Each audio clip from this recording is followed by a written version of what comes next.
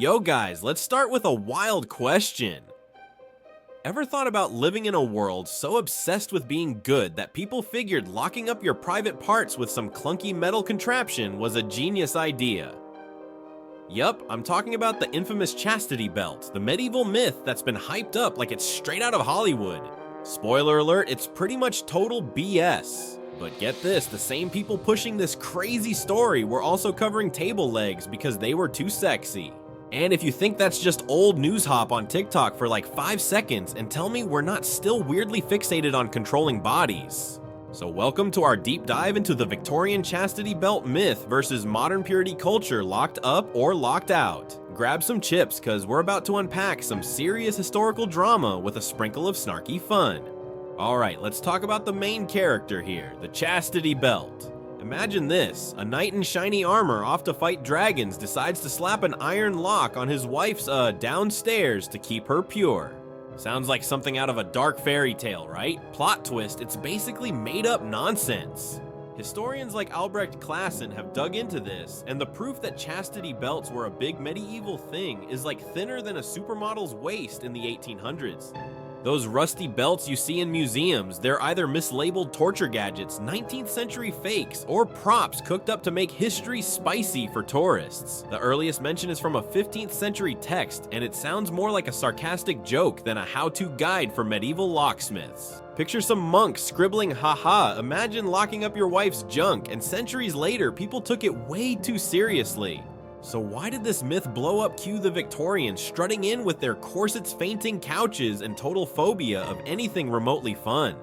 The 19th century was like a crash course in repression, but dressed up all fancy. The Victorians thought they were the peak of class, sipping tea, writing poems, and acting like they didn't have bodily functions. But behind closed doors, they were obsessed with control, especially over women's bodies. The chastity belt myth was their perfect prop. It let them point at the savage Middle Ages and go, "Look at those weirdos locking up their women, we're so much better." Meanwhile, they were writing books about why women shouldn't ride bikes because it might get them too excited. Real progress, huh? Picture Victorian England, modesty wasn't just a vibe, it was a full-time gig. Women were supposed to be pure angelic beings who floated above earthly desires like living doilies. Showing an ankle, total scandal. Laughing too loud, get ready for a lecture. And don't even think about enjoying yourself without feeling guilty. Men weren't off the hook either. They had whole manuals on avoiding self-pollution. Yup, that's Victorian code for you know. The chastity belt myth fit right into this whole scene. It wasn't just about mocking the past. It was about hammering home the idea that bodies, especially women's, needed to be locked down. Because heaven forbid anyone have fun without a chaperone and a rule book thicker than a dictionary. But here's the sneaky bit, the myth wasn't just about women. It also painted guys as jealous, paranoid dudes who couldn't trust their wives without a literal lock. That stereotype helped prop up the Victorian system men as protectors, women as property.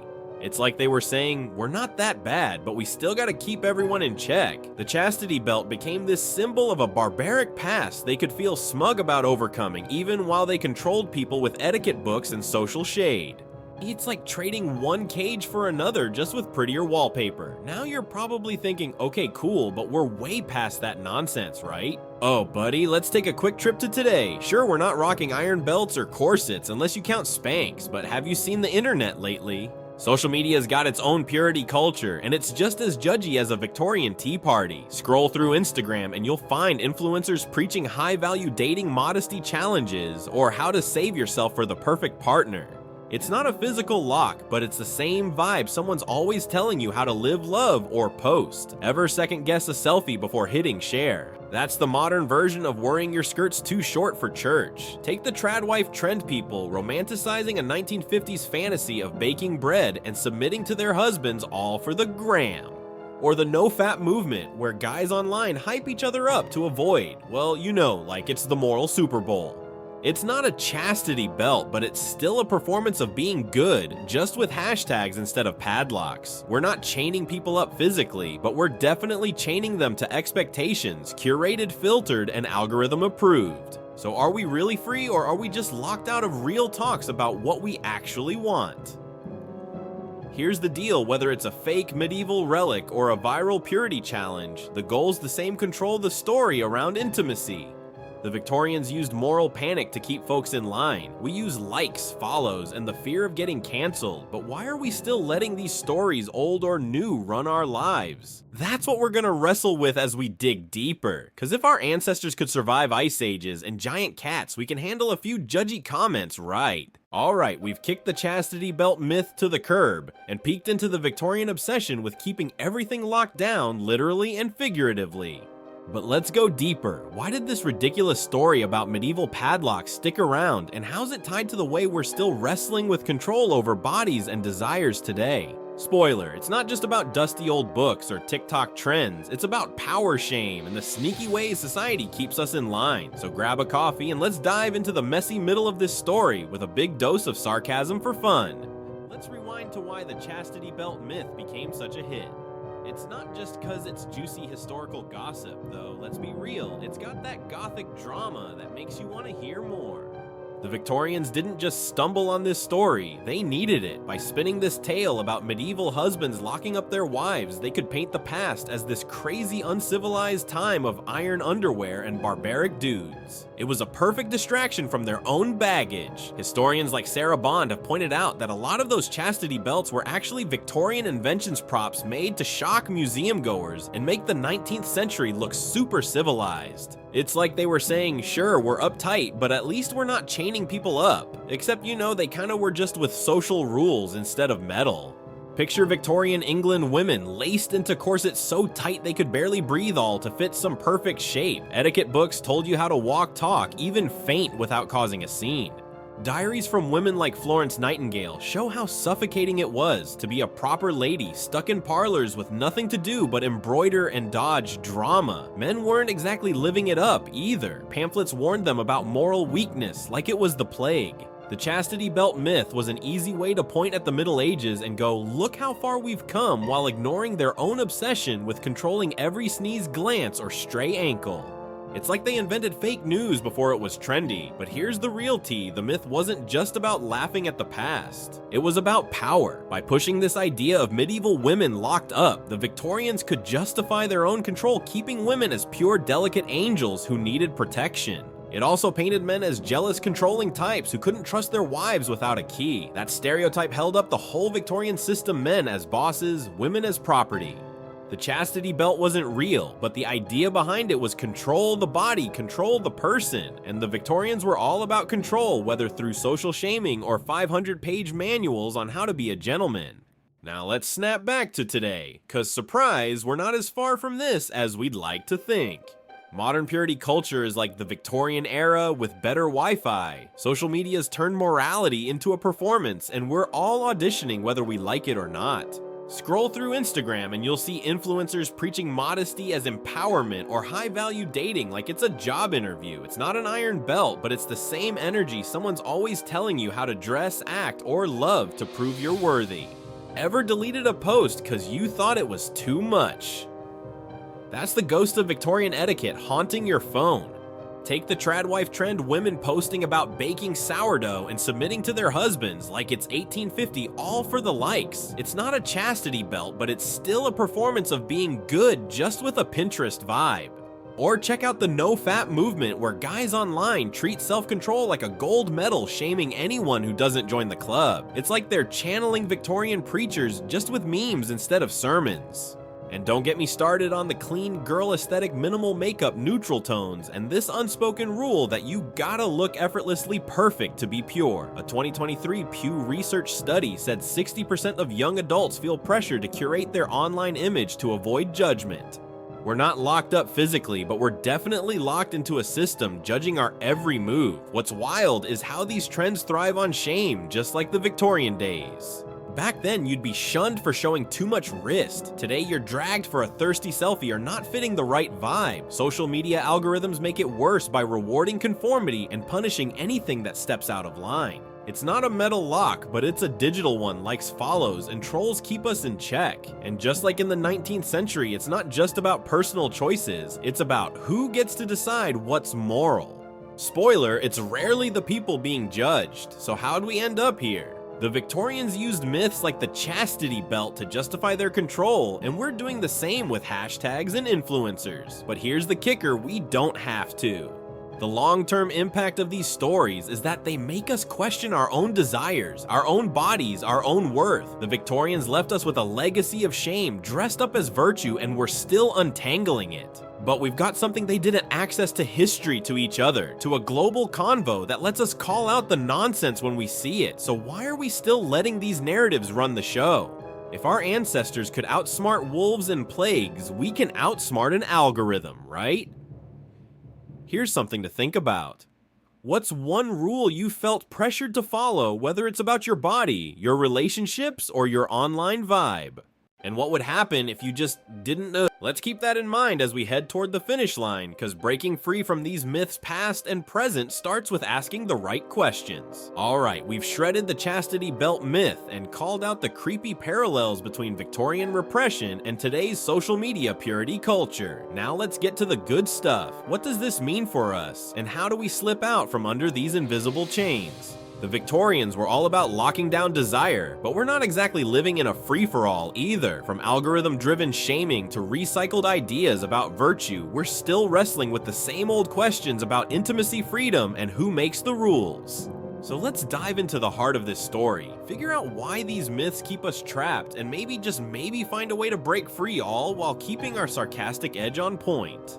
Let's zoom out for a sec. The chastity belt myth wasn't just a quirky lie. It was a symptom of a culture terrified of losing control. The Victorians built their whole world around the idea that desire was dangerous, especially for women. Books like The Angel in the House, basically a manifesto for domestic bliss, painted women as pure self-sacrificing beings who existed to stroke men's egos. Meanwhile, guys were hit with pamphlets about moral weakness that read like horror movie warnings. The result? A society where everyone was anxious, repressed, and pretending to be perfect little robots. It's like they were all playing who can be the least human, and nobody won. Fast forward to now, and we're still playing a version of that game, just with better filters. Modern purity culture doesn't come with corsets or iron belts, but it's just as sneaky.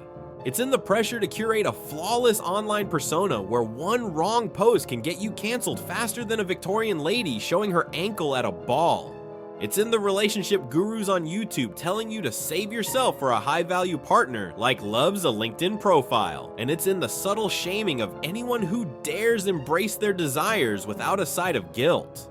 A 2024 University of Chicago study found that 45% of Gen Z feels judged for their sexual choices, whether they're too open or too reserved. We're not locked in metal, but we're stuck in a cycle of judgment that's just as suffocating. Here's where it gets real. These myths and trends aren't just about personal choices, they're about power. The Victorian chastity belt fantasy justified controlling women's bodies by painting them as fragile things that needed protection. Today's purity culture does the same, just with a modern spin. When influencers push traditional values or clean living, they're often reinforcing rigid gender roles or elitist ideals, all while calling it empowerment. It's the same old story. Someone's always trying to define what's pure and who's worthy. And just like in the 19th century, it's rarely the people being judged who get to make the rules. Sound exhausting? That's 'cause it is. So what's the big lesson? The Victorians show us that repression doesn't make you free, it just makes you miserable. Their obsession with control led to a society where people hid their true selves behind lace curtains and fake smiles. Today we're doing the same, just with hashtags and ring lights.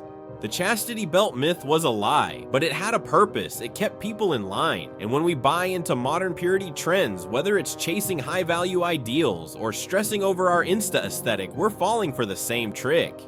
We're letting someone else decide what's right instead of trusting ourselves to figure it out. But here's the good news: we can break the cycle. Unlike the Victorians, we've got tools they could only dream of: access to history, science, and a global convo that lets us see through the nonsense. Why do we care so much about fitting into someone else's idea of good? Why are we still letting fake medieval relics or viral modesty challenges tell us how to live? Embracing a healthy attitude toward intimacy means rejecting the idea that there's a correct way to love live or post. It's about owning your choices, whether that's waiting, exploring, or telling the world to buzz off. Let's take a page from the rebels of the past. Think of Victorian women like Mary Wollstonecraft, who wrote a vindication of the rights of woman and basically told society to shove its rules. Or the early suffragists who risked it all to demand a voice. They didn't wait for permission to live authentically, and neither should we. Today, that might mean unfollowing that influencer who makes you feel less than, or having a real talk about what you want, not what the algorithm says you should want. It's not about throwing out all boundaries, it's about choosing them for yourself, not because some ex-post told you to. So here's a question, are we really as free as we think, or are we still locked out of our own truths? The chastity belt was a myth, but the pressure to conform is super real. Our ancestors fought tooth and nail to survive. The least we can do is fight for our right to be human, messy, flawed, and free. Alright, we've gone on a wild ride through the chastity belt myth, peeled back the layers of Victorian repression, and called out the sneaky ways modern purity culture keeps us on a leash. Now it's time to wrap this up and figure out what we're taking away. Are we really as free as we think, or are we just swapping iron locks for Instagram filters? Let's tie this all together with some real talk about what these stories, past and present, mean for us, and how we can break free from the scripts society keeps shoving at us. Buckle up or unbuckle your call, cause we're about to land this with a mix of wit, wisdom, and a little nudge to rethink the rules. Let's hit rewind one last time. The chastity belt total myth cooked up to make the Middle Ages look like a torture fest, while the Victorians patted themselves on the back for being civilized. Except their version of civilized meant squeezing women into corsets, shaming men for having a pulse, and writing novels about how to sneeze without causing a scandal. They were obsessed with control over bodies' desires, even table legs, cause letting people be human was apparently too wild. Fast forward to now, and we're not exactly breaking the mold. Social media purity culture with its high-value dating gurus' modesty challenges and clean girl vibes is just the Victorian playbook with better lighting. We're not locking people in metal belts, but we're definitely locking them into expectations, curated, filtered, and algorithm approved. Here's the big picture: these stories, whether they're fake medieval relics or viral hashtags, are all about power. The Victorians used the chastity belt myth to justify controlling women's bodies, painting them as delicate things that needed protection. Men got their own shackles pamphlets preaching self-control, like it was a full-time job. Today, we're still at it, just with a digital twist. When influencers push traditional values or shame you for a thirsty post, they're playing the same game, deciding who's pure and who's not. A 2024 study from the University of Chicago found that nearly half of Gen Z feels judged for their choices about intimacy, whether they're too much or not enough. Sound familiar? It's the same old Victorian shame, just with emojis instead of etiquette books. So what's the takeaway? Repression doesn't set you free, it just makes you miserable. The Victorians hid behind lace curtains and fake smiles, suffocating under their own rules. We're doing the same, stressing over likes, follows, and whether our vibe fits the algorithm's idea of good. The chastity belt was a lie, but the pressure to conform is very real, and it's keeping us locked out of our own truths. We're not fighting saber-toothed cats like our ancestors, but we're battling a culture that tells us there's only one way to live love, or post. Spoiler, there isn't. Here's the hopeful part: we have the power to rewrite the story. Unlike the Victorians, we've got history, science, and a global conversation to help us see through the nonsense. So let's start asking the hard questions. Why do we feel pressured to fit someone else's idea of pure? Who's making these rules, and why are we following them? Embracing a healthy attitude toward intimacy means trusting yourself to make choices that feel right, whether that's waiting, exploring, or telling the world to take a hike. Let's channel the rebels of the past. Think of folks like Mary Wollstonecraft, who told Victorian society to stuff its rules, or the suffragists who fought for their voices when no one wanted to listen. They didn't wait for permission to be authentic, and we don't have to either. Maybe for you, that means unfollowing that account that makes you feel less than, or having a real convo about what you want, not what the internet says you should want. Our ancestors survived ice ages and predators. We can survive a few judgy comments or a dip in likes. The least we can do is fight for our right to be human, messy, flawed, and gloriously free. So here's something to chew on. What's one rule you're ready to ditch? Maybe it's that pressure to look a certain way, date a certain way, or post a certain way. What would happen if you just let it go? The chastity belt was never real, but the cages we build for ourselves are. It's time to stop chasing someone else's idea of right and start living for ourselves. Our ancestors didn't claw their way through history just so we could stress over a filtered selfie. If this journey through myths and hashtags got you hyped, let's keep the convo going. Drop a comment below. What's one expectation you're ready to break free from? And if you had fun with this dive into history's weirdest obsessions, give the video a thumbs up, share it with your crew, and hit that subscribe button for more stories that make you laugh, think, and maybe rethink the world. Want more? Check out our video on the weirdest Victorian inventions that never made it. Trust me, it's a total riot. Thanks for hanging out, and I'll catch you in the next one.